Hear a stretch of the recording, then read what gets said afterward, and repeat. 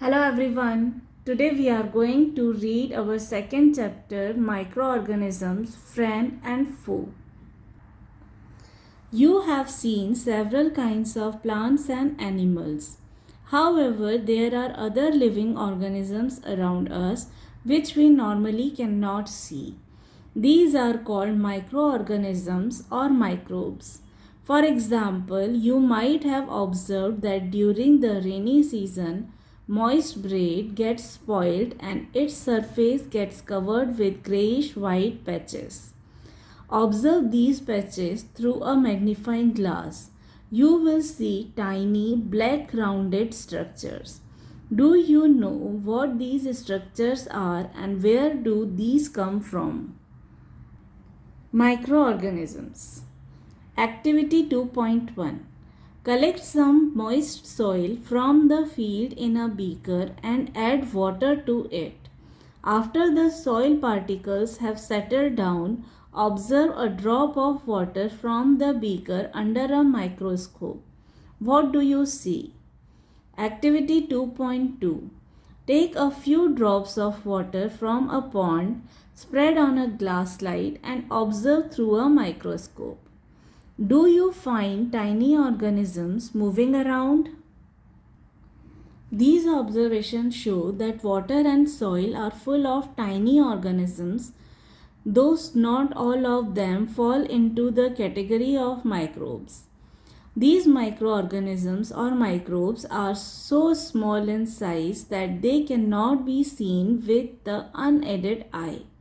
Some of these, such as the fungus that grows on bread, can be seen with a magnifying glass. Others cannot be seen without the help of a microscope. That is why these are called microorganisms or microbes.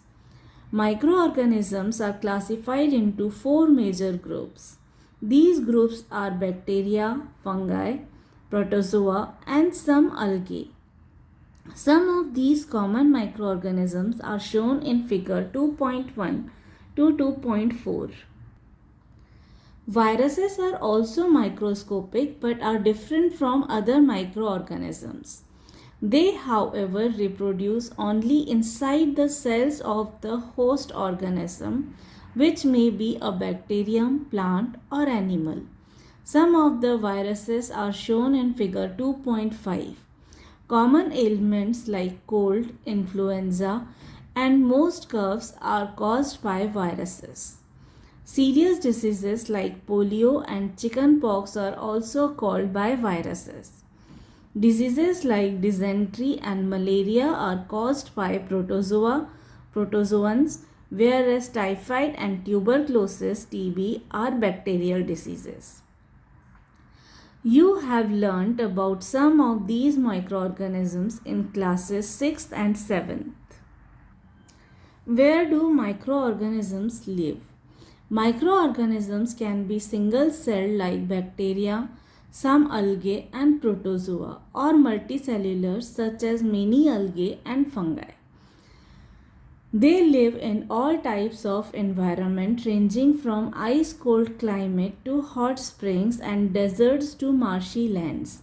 They are also found inside the bodies of animals including humans. Some microorganisms grow on other organisms while others exist freely. Microorganisms and us.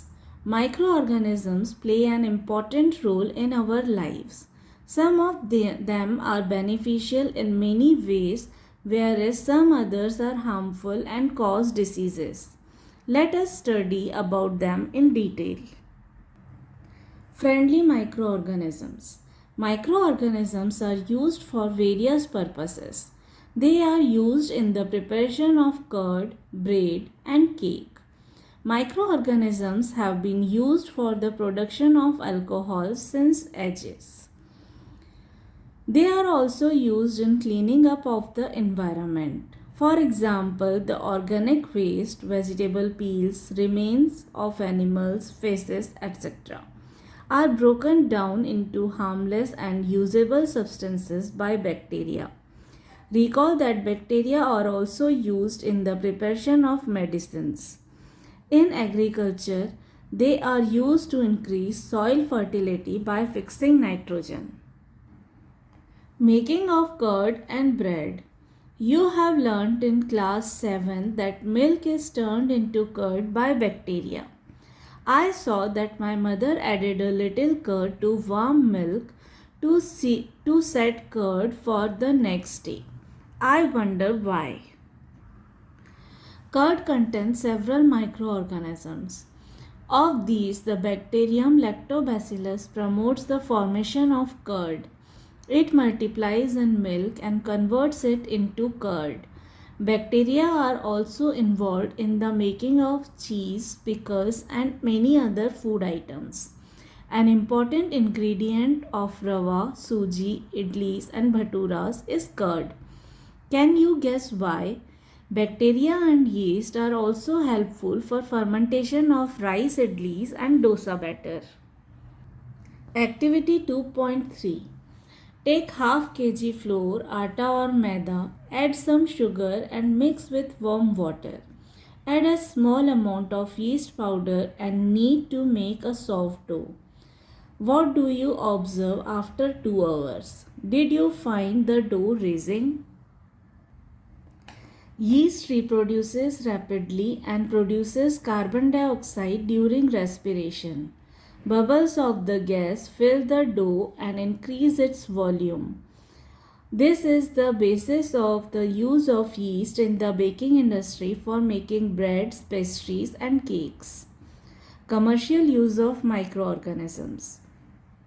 Microorganisms are used for a large scale production of alcohol, wine, and acetic acid, that is vinegar. Yeast is used for commercial production of alcohol and wine. For this purpose, yeast is grown on natural sugars present in grains like barley, wheat, rice, crushed fruit juices, etc. Activity 2.4. Take a 500 ml beaker filled up to 3/4 with water. Dissolve 2-3 teaspoons of sugar in it. Add half a spoon of yeast powder to the sugar solution. Keep it covered in a warm place for 4 to 5 hours.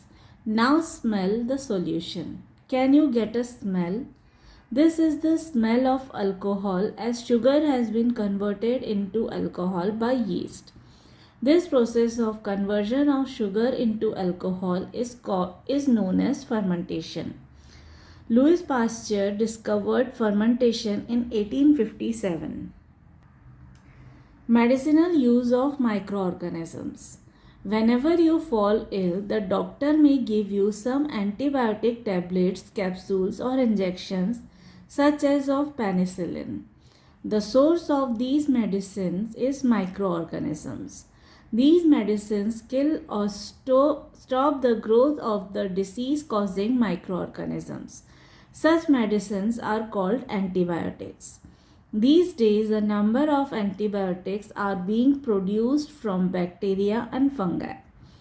Streptomycin, tetracycline, and erythromycin are some of the commonly known antibiotics which are made from fungi and bacteria. The antibiotics are manufactured by growing specific microorganisms and are used to cure a variety of diseases. Antibiotics are even mixed with the feed of livestock and poultry to check microbial infection in animals. They are also used to control many plant diseases. In 1929, Alexander Fleming was working on a culture of disease-causing bacteria. Suddenly, he found the spores of a little green mold in one of his culture plates. He observed that the presence of mold prevented the growth of bacteria. In fact, it also killed many of these bacteria. From this, the mold penicillin was prepared. It is important to remember that antibiotics should be taken only on the advice of a qualified doctor. Also, you must complete the course prescribed by the doctor. If you take antibiotics when not needed or in wrong doses, it may make the drug less effective when you might need it in future. Also, antibiotics taken unnecessarily may kill the beneficial bacteria in the body. Antibiotics, however, are not effective against cold and flu as these are caused by viruses. Vaccine. Why are children, infants given vaccination?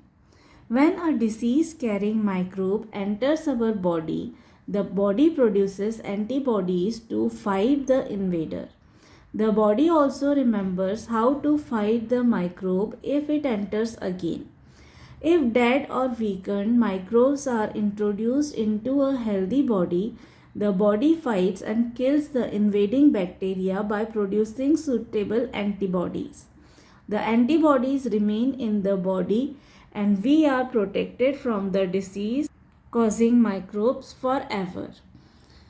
This is how a vaccine works. Several diseases including cholera, tuberculosis, smallpox and hepatitis can be prevented by vaccination. Edward Jenner discovered the vaccine for smallpox in 1798. In your childhood, you must have been given injections to protect yourself against several diseases. Can you prepare a list of these diseases? You may take help from your parents. It is essential to protect all children against these diseases. Necessary vaccines are available in the nearby hospitals. You might have seen the advertisement on TV and newspapers regarding protection of children against polio under the Pulse Polio program. Polio drops given to children are actually a vaccine. A worldwide campaign against smallpox has finally led to its eradication from most parts of the world. These days, vaccines are made on a large scale from microorganisms to protect humans and other animals from several diseases. Increasing soil fertility. Some bacteria are able to fix nitrogen from the atmosphere to enrich soil with nitrogen and increase its fertility.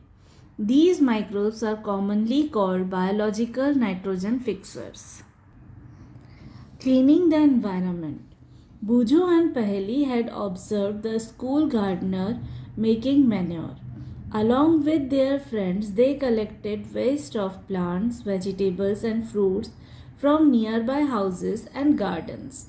They put them in a pit meant for waste disposal.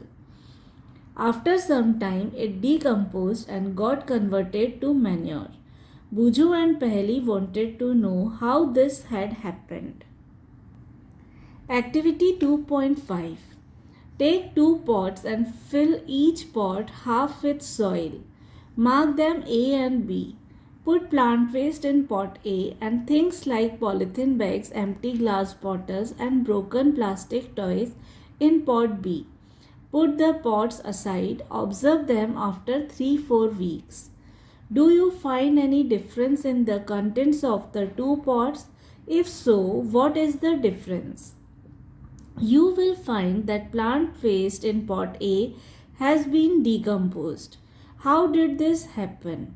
The plant waste has been converted into manure by the action of microbes. The nutrients released in the process can be used by the plants again. Did you notice that in pot B, the polythene bags, empty glasses, bottles and broken toy parts did not undergo any such change? The microbes could not act on them and convert them into manure.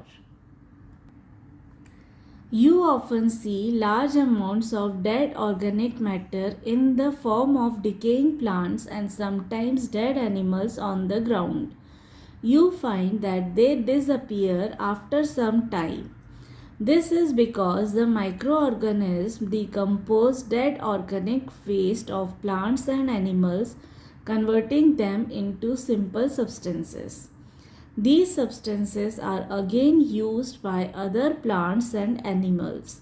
Thus, microorganisms can be used to degrade the harmful and smelly substances and thereby clean up the environment. Harmful microorganisms. Microorganisms are harmful in many ways. Some of the microorganisms cause disease in human beings, plants, and animals. Such disease causing microorganisms are called pathogens. Some microorganisms spoil food, clothing, and leather. Let us study more about their harmful activities. Disease causing microorganisms in humans. Pathogens enter our body through the air we breathe, the water we drink, or the food we eat. They can also get transmitted by direct contact with an infected person or carried by an animal. Microbial diseases that can spread from an infected person to a healthy person through air, water, food, or physical contact are called communicable diseases. Examples of such diseases include cholera, common cold, chickenpox, and tuberculosis. When a person suffering from common cold sneezes, fine droplets of moisture carrying thousands of viruses are spread in the air. The virus may enter the body of a healthy person while breathing and cause infection. Then, how do you prevent the spread of communicable diseases? We should keep a handkerchief on the nose and mouth while sneezing. It is better to keep a distance from infected person. There are some insects and animals which act as carriers of disease-causing microbes. Housefly is one such carrier. The flies sit on the garbage and animal excreta. Pathogens stick to their bodies. When these flies sit on uncovered food, they may transfer the pathogens. Whoever eats the contaminated food is likely to get sick. So it is advisable to always keep food covered. Avoid consuming uncovered items of food. Another example of a carrier is the female Anopheles mosquito, which carries the parasite of malaria, Plasmodium. Female and Aedes mosquito acts as carrier of dengue virus. How can we control the spread of malaria or dengue? Why does the teacher keep telling us not to let water collect anywhere in the neighborhood? All mosquitoes breed in water. Hence, one should not let water collect anywhere in coolers, tires, flower pot, etc. By keeping the surroundings clean and dry, we can prevent mosquitoes from breeding. Try to make a list of measures which help to avoid the spread of malaria. Some common human diseases caused by microorganisms. Disease, causative microorganisms, mode of transmission, preventive measures, general. Tuberculosis is caused by bacteria and mode of transmission is air. Measles is caused by virus and mode of transmission is air. Chickenpox is caused by virus and the mode of transmission is air or contact. Polio is caused by virus. The mode of transmission is air or water. The preventive measures for these diseases are: keep the patient in complete isolation. Keep the personal belongings of the patient away from those of the others. Vaccination to be given at suitable age. Cholera is caused by bacteria and the mode of transmission is water or food. Typhoid is caused by bacteria and the mode of transmission is water. You should maintain personal hygiene and good sanitary habits. Consume properly cooked food and boiled drinking water. Vaccination. Hepatitis A is caused by a virus and the mode of transmission is water. The preventive measure is drink boiled drinking water and vaccination. Malaria is caused by protozoa and the mode of transmission is mosquito. The preventive measure is use mosquito net and repellents, spray insecticides and control breeding of mosquitoes by not allowing water to collect in the surroundings. Some of the common diseases affecting humans, their mode of transmission and few general methods of prevention are shown in table 2.1. Disease causing microorganisms in animals. Several microorganisms not only cause diseases in humans and plants but also in other animals. For example, anthrax is a dangerous human and cattle disease caused by a bacterium. Foot and mouth diseases of cattle is caused by a virus. Robert Koch discovered the bacterium Bacillus anthracis, which causes anthrax disease. Disease causing microorganisms in plants. Several microorganisms cause diseases in plants like wheat, rice, potato, sugarcane, orange, apple, and others. The diseases reduce the yield of crops. See table 2.2 for some such plant diseases. They can be controlled by the use of certain chemicals which kill the microbes. Plant diseases. Citrus canker. It is transferred by bacteria and the mode of transmission is air. Rust of wheat is caused by fungi and the mode of transmission is air or seeds. Yellow vein mosaic of bhindi, okra. It is caused by virus and the mode of transmission is insect. Food poisoning. Bujo was invited by his friend to a party and he ate a variety of foodstuff. On reaching home, he started vomiting and had to be taken to a hospital. The doctor said that this condition could be due to food poisoning. Paheli wonders how food can become a poison. Food poisoning could be due to the consumption of food spoiled by some microorganisms. Microorganisms that grow on our food sometimes produce toxic substances. These make the food poisonous, causing serious illness and even death. So it is very important that we preserve food to prevent it from being spoiled. Food preservation. In chapter 1, we have learnt about the methods used to preserve and store food grains.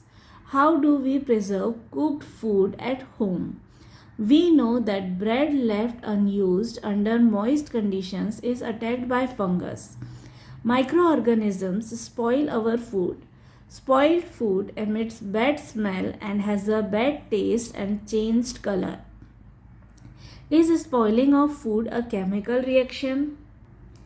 Paheli bought some mangoes but she could not eat them for a few days. Later she found that they were spoiled and rotten. But she knows that the mango pickle her grandmother makes does not spoil for a long time. She is confused. Let us study the common methods of preserving food in our homes. We have to save it from the attack of microorganisms. Chemical method. Salts and edible oils are the common chemicals generally used to check the growth of microorganisms. Therefore, they are called preservatives. We add salt or acid preservatives to pickles to prevent the attack of microbes. Sodium benzoate and sodium metabisulfate are common preservatives. These are also used in jams and squashes to check their spoilage. Preservation by common salt. Common salt has been used to preserve meat and fish for ages. Meat and fish are covered with dry salt to check the growth of bacteria. Salting is also used to preserve amla, raw mangoes, tamarind, etc. Preservation by sugar. Jams, jellies and squashes are preserved by sugar. Sugar reduces the moisture content, which inhibits the growth of a bacteria which spoil food. Preservation by oil and vinegar. Use of oil and vinegar prevents spoilage of pickles because bacteria cannot live in such an environment. Vegetables, fruits, fish, and meat are often preserved by this method. Heat and cold treatments. You must have observed your mother boiling milk before it is stored or used. Boiling kills many microorganisms. Similarly, we keep our food in the refrigerator. Low temperature inhibits the growth of microbes. Why does the milk that comes in packets not spoil? My mother told me that the milk is pasteurized. What is pasteurization? Pasteurized milk can be consumed without boiling as it is free from harmful microbes. The milk is heated to about 70 degrees Celsius for 15 to 30 seconds and then suddenly chilled and stored. By doing so, it prevents the growth of microbes. This process was discovered by Louis Pasteur. It is called pasteurization. Storage and packing. These days, dry fruits and even vegetables are sold in sealed airtight packets to prevent the attack of microbes.